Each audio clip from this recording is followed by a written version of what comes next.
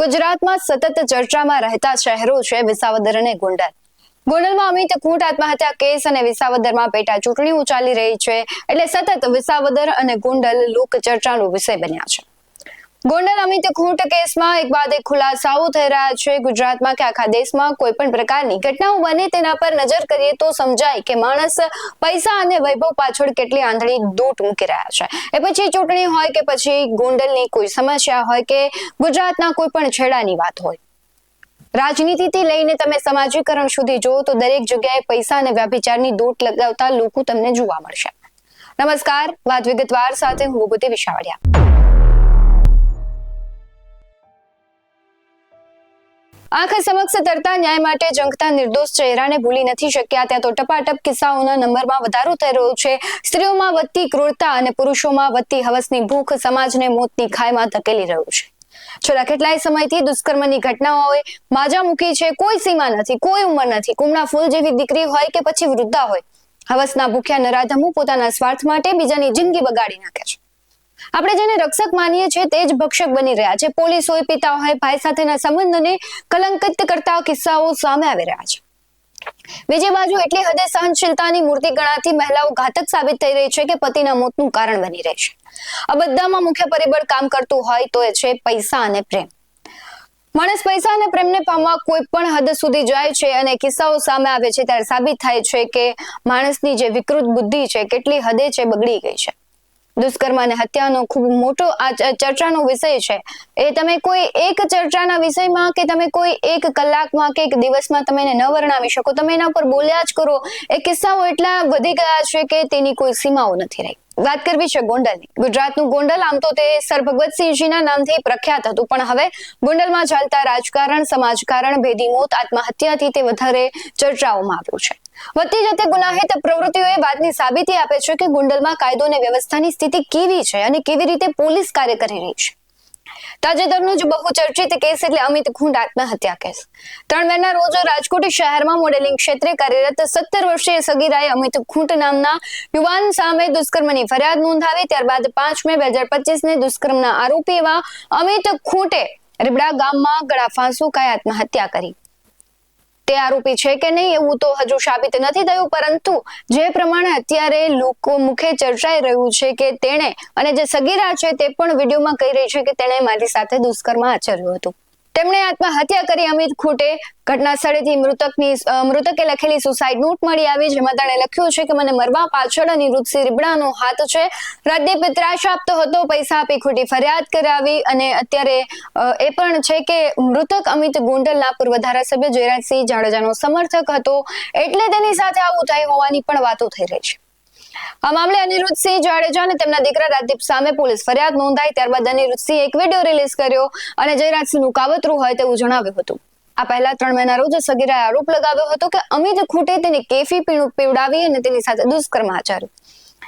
અમિત ખૂંટ આત્મહત્યા કેસમાં હવે ગઈકાલે જ એક નવો વળાંક આવ્યો છે, જેમાં દુષ્કર્મનો ભોગ બનનારી સગીરા દ્વારા કોર્ટમાં મેજિસ્ટ્રેટ સમક્ષ નિવેદન આપી પૂર્વ ધારાસભ્ય જયરાજસિંહ જાડેજા અને તેના પુત્ર ગણેશ જાડેજા તેમજ ડીવાયએસપી સહિતના પીઆઈ સહિત પર આક્ષેપ કરવામાં આવ્યો છે અને સગીરાએ કોર્ટ સમક્ષ આ નિવેદન આપ્યું છે કે અમિત ખૂંટ દ્વારા તેના પર દુષ્કર્મ આચરવામાં આવ્યું હતું. દુષ્કર્મ આચર્યા બાદ જ્યારે તેને ખબર પડી કે હવે હું તો આમાં કહેવાય છે આરોપી તરીકે સાબિત થઈશ, એટલે તેણે આપઘાત કરી લીધો છે અને તેની પાસેથી મળેલી સુસાઇડ નોટમાં લગાવવામાં આવેલા હની ટ્રેપના આરોપો છે તે સગીરાએ તદ્દન ખોટા ગણાવ્યા છે. સમગ્ર મામલે પીડિતા તથા વકીલ શું કહી રહ્યા છે તેના પર નજર કરીએ. 5 તારીખથી માંડીને જ્યારથી મારી યારે બળાત્કાર થયો ત્યારે મેં કેસ કર્યો હતો, તો એ વ્યક્તિ જે હતું એને સુસાઇડ કર્યું ને એમાં મારું ખોટું નામ લખી નાખ્યું હતું અને એ રીતે મને આરોપી બનાવી, મજબૂરી મને ખોટું બોલાવીને આરોપી બનાવી પોલીસવાળાએ ભેગા મળીને. અને પછી ત્યાંથી મને રિમાન્ડ હોમમાં મૂકી ગયા અને ત્યાંથી મારે પાછા જામીન કરાવ્યા. ત્યારે આ જયરાજસિંહ છે અને જયરાજસિંહ જાડેજા છે અને આ ગણેશ ગોંડલ છે, એના માણસો બધા હતા, એને ભેગા મળીને બધાએ કાવતરું કર્યું અને મારા પપ્પાને ફસાવ્યા કે આમાં તમારી છોકરી બચાવી લેશું, એમ તમારી છોકરી ખાલી ખાલી આ રીતે સાક્ષી બની જાય અને અમે જેના કેવી છે એના નામ દઈ દઈ તો તમારી છોકરીને અમે આમાંથી મુક્ત કરી દઈશું, પણ તમારી છોકરીને બસ આ લોકોના નામ દેવાના છે એમ, અને આ રીતે સાક્ષી બનવાનું છે, અને આ રીતે અમે જે રીતે નિવેદન કેવી એ રીતે તમારે નિવેદન દેવાનું છે. તો ત્યાં મારા જામીન કરાવવા માટે વકાલતનામું ને એવું બધું કરાવી ગયા, અને પછી ત્યાં બધી સાઈન કરાવી લીધી મારી બહેન. પછી મને ત્યાંથી ડાયરેક્ટ જામીન વાળા થયા જેવા એવી જ મને ડાયરેક્ટ ગોંડલમાં હોટલમાં લઈ ગયા, અને શ્રી હોટલમાં લઈ ગયા ગોંડલમાં, અને ત્યાં પણ આ જયરાજસિંહના માણસો બધા એની ગાડી આવી, અને એ જ ગાડીમાં મને ત્યાં હોટલમાં લઈ ગયા, ને ન્યાય મારી આવી રીતે મને કહેવા માંડ્યા કે તો જો આમાં તું આમાં સાક્ષી બની જા, અને તું આ બધું આના ઉપર આક્ષેપ નાખી દે તો તને અમે એકને મુક્ત કરી દઈશું આમાંથી, પણ તું જેના હું નામ કેવી એના નામ દઈ દે અને એની ઉપર સાક્ષી થઈ જાય એમ. તો પછી મને ધમકાવવાનું ચાલુ કર્યું ત્યાં લોકોના માણસોએ કે આવા સાક્ષી બની જાય અને આવી રીતે નામ દે, આનો અમે કેવી છે એના નામ દઈ દેવા છે. ટોટલ 6 વ્યક્તિના નામ આપ્યા મને, એના નામ દેવા મને મજબૂર કરીને મને ધમકાવીને એવું બધું કર્યું. મારા પપ્પાને ધમકાવ્યા, અને પછી ત્યારે અમને પોલીસ સ્ટેશન લઈ ગયા પાછા. ન્યાય એ લોકોએ હાથે નિવેદન તૈયાર કરીને રાખ્યું ને એમાં મારી પાસે સાઈન કરાવી લીધી. આખું નિવેદન એને મને પછી વચાવ્યું કે આ રીતે તારે બોલવાનું છે કોર્ટમાં એમ, જો તું આવું બોલી જઈશ તો તને આમાંથી મુક્ત કરી દઈશું, ને આમાંથી તને લાલચ આપી કે આ નોકરી તને આમાં અમે આખી જિંદગીનું અમે તારો ખર્ચો ગણેશભાઈ અને જયરાજસિંહ છે એ ઉપાડશે એવું અમને લાલચ આપી. પણ અને પછી ત્યાંથી જ્યારે અમને પાછા ઘરે મૂકી ગયા, અને ઘરે આવ્યા પછી પાછા અમને ધમકાવવામાં, મને પાછી એને 4 વ્હીલ લેવા આવી અને પછી પાછી હોટલમાં લઈ ગયા, ત્યારે પણ અમને બધા ધમકાવવા માંડ્યા કે તારા બોલવાનું છે. તો મેં કીધું કે વાંધો નહીં હું બોલી દઈશ એમ, પણ મને મુક્ત કરો, મારે ઘરે જવું છે એમ. તો મને એ રીતે ત્યાં લઈ ગયા પાછા, અને પાછું આ બધું ઓફિસે લઈ ગયા, પોલીસ સ્ટેશન લઈ ગયા, પેલા ડીવાયએસપી ઓફિસે લઈ ગયા. ત્યાં પણ આ કેજી ઝાલા સાહેબ છે અને એડી પરમાર છે, એ બે મને કીધું કે આમાં તારે આ રીતે બોલવાનું છે એમ, એટલે તારી સેફટી છે એમ, બાકી તાર વિરુદ્ધ કઈ ફરિયાદ થાય તો અમે બેઠા છીએ એમ, તું તારે અહીંયા આવીને અરજી કરી જાજે, તને કોઈ ધાક ધમકી દે તો અહીંયા આવીને અરજી કરી જાજે, પણ તારે આ નામ દેવાના છે, તને કોઈ આમાં પ્રેશર નહીં કરે. એમાં કુલ 7 વ્યક્તિના મને 6 વ્યક્તિના નામ કીધેલા હતા, એ દેવાના હતા, અને એ બાબતે એને મને એમ કીધેલું હતું કે જો તું આ દઈ દઈશ તો તને આમાંથી મુક્ત કરશું, તો તને આમાં સાક્ષી બનાવશું, અને તારું નામ આ બધામાંથી કાઢી નાખશું, ને પૈસાની ને એ બધી લાલચો આપતા હતા કે આના નામ દઈ દેજે, બાકી તાર ઘર 6 નામ અનુરૂપસિંહ કરીને છે કોઈક, અને રાદીપસિંહ કરીને છે જેનું ઓળખતી નથી, તોય છતાં મને કહેતા હતા કે આના નામ તું દઈ દે એમ, તો તને છોડી દઈશું એમ, બાકી નહીં છોડ્યો, બાકી તારી વિરુદ્ધ કે અમે ફરિયાદ કરશું એમ. મને એવી રીતે ધમકાવી કે તારી વિરુદ્ધ આમાં ફરિયાદ થાય છે એમ.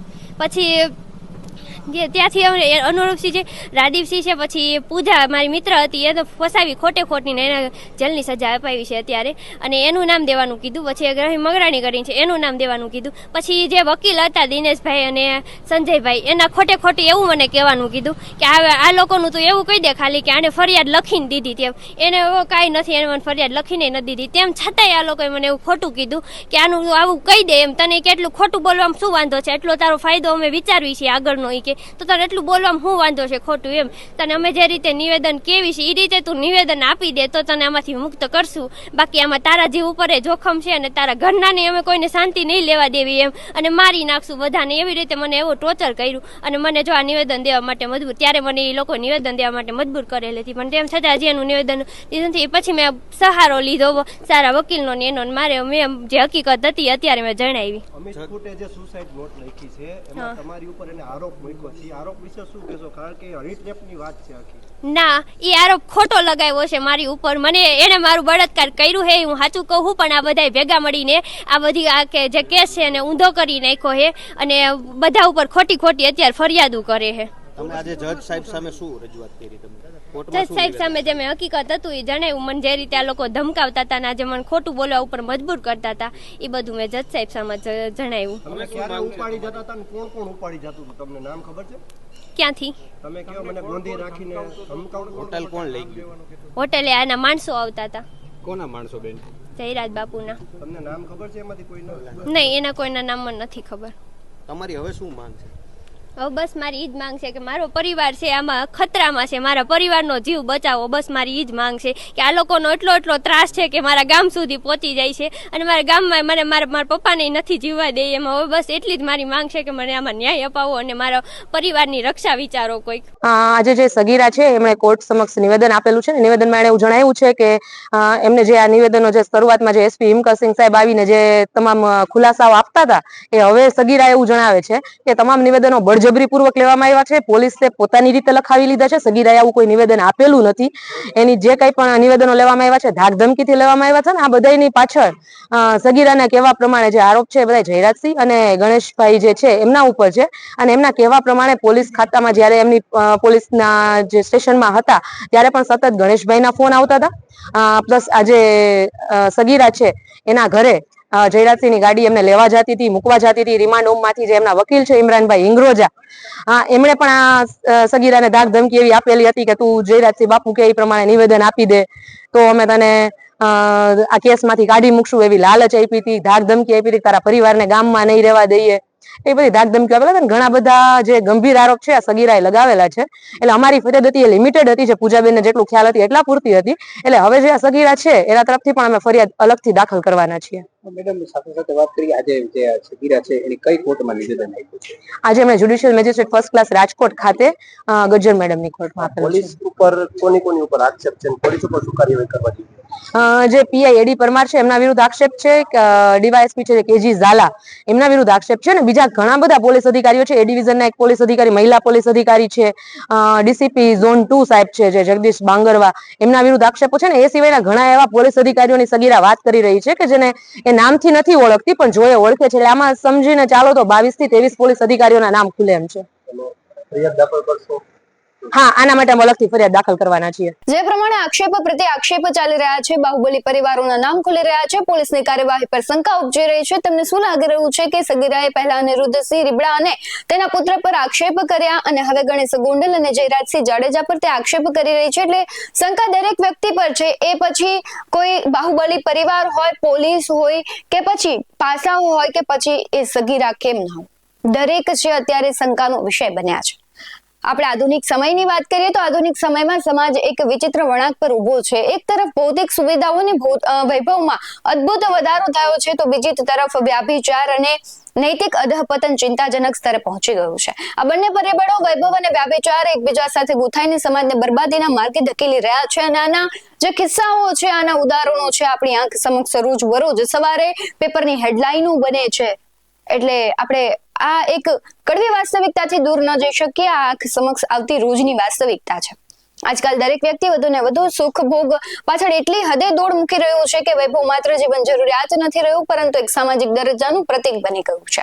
મોંઘી ગાડીઓ, આલિશાન બંગલા, બ્રાન્ડેડ કપડા, વૈભવી જીવનશૈલી પ્રાપ્ત કરવા માટે લોકો કોઈ પણ હદ સુધી જવા તૈયાર થઈ જાય છે. આ આંધળી દોટમાં નૈતિક મૂલ્યો, પારિવારિક સંબંધો, સામાજિક જવાબદારીઓ વિસરાઈ રહી છે.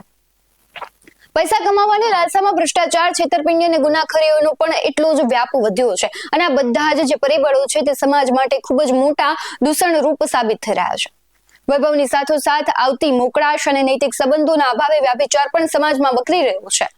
પારિવારિક સંસ્થા તૂટી રહી છે. લગ્નેતર સંબંધો, છૂટાછેડાના વધતા પ્રમાણ અને લંપટતા જેવી બાબતો સામાન્ય બની રહી છે.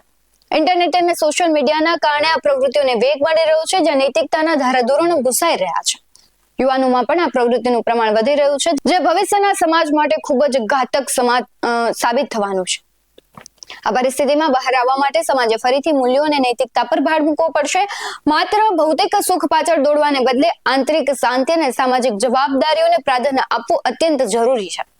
શિક્ષણમાં નૈતિક મૂલ્યોનું સિંચન અને પારિવારિક બંધનોને મજબૂત કરવા એ અધઃપતનને રોકવાનું એકમાત્ર માર્ગ છે. આધુનિક સમાજમાં એક ચિંતાજનક વલણ જોવા મળી રહ્યું છે. યુવાધન વૈભવ અને વ્યાભિચાર પાછળ આંતરિક દોટ મૂકી રહ્યું છે. સોશિયલ મીડિયા, ગ્લોબલાઇઝેશન અને ભૌતિકવાદી વિચારસરણીના પ્રભાવ હેઠળ યુવાનોમાં ઝડપી પૈસા કમાવાની, આકર્ષક જીવનશૈલી જીવવાની, નૈતિક મૂલ્યોને અવગણવાની વૃત્તિ વધી રહી છે, જે સમાજને ઊંડા ગર્તમાં ધકેલી રહી છે. આજનું તમે જ જોઈ લો, તમારી જે પેઢી છે અને તમારા દીકરા દીકરીઓ છે અથવા મારી તમારી જનરેશનના લોકો છે તેને શું વધારે ગમે છે? મોંઘાદાટ કપડાં પહેરવા છે, ગેઝેટ્સનો ઉપયોગ કરવો છે, વૈભવી કાર અને આલિશાન પાર્ટીઓમાં જવું છે, અને એની પાછળ આખી યુવા ધન છે તે ઘેલું બન્યું છે. તેમને લાગે છે કે આજે સાચી સફળતા છે, આજે સાચી ખુશી છે, પરંતુ આ વૈભવની પાછળ ઘણીવાર ખોખલો દેખાડો, દેવું અને માનસિક તણાવ છુપાયેલો હોય છે. ઝડપથી પૈસા કમાવાની લાલસા તેમને ખોટા રસ્તે દોરી જાય છે, જેમાં ભ્રષ્ટાચાર, છેતરપિંડી અને ગુનાખોરીનો સમાવેશ થાય છે. યુવાનોમાં લાઇફસ્ટાઇલ જાળવી રાખવા માટે કોઈ પણ હદ સુધી જવાની વૃત્તિ વધી રહી છે, જે તેમના ભવિષ્યને બરબાદ કરી શકે છે. અને માત્ર આ એક જ નહીં, અત્યારે જે રિલેશનશિપ અને સંબંધોમાં કહેવાય છે લગ્નેતર સંબંધો, કેઝ્યુઅલ રિલેશન, બધામાં વફાદારનો જે અભાવ છે એ જોવા મળી રહ્યો છે. સોશિયલ મીડિયાના પ્લેટફોર્મ હોય, ડેટિંગ એપ્સ હોય, આ પ્રવૃત્તિઓને પ્રોત્સાહન અત્યારની યુવાધન આપી રહ્યું છે, જે સંબંધોની પવિત્રતા અને ગંભીરતાનો અભાવ જોવા મળી રહ્યો છે. ક્યાંક ને ક્યાંક જે અત્યારે ઘટનાઓ બની છે એ પછી ગોંડલની હોય કે પછી અમરેલીની હોય કે પછી સુરતની હોય, કારણ કે સુરત પણ અત્યારે આપણે જોઈએ છે કે ટોપ ઉપર છે.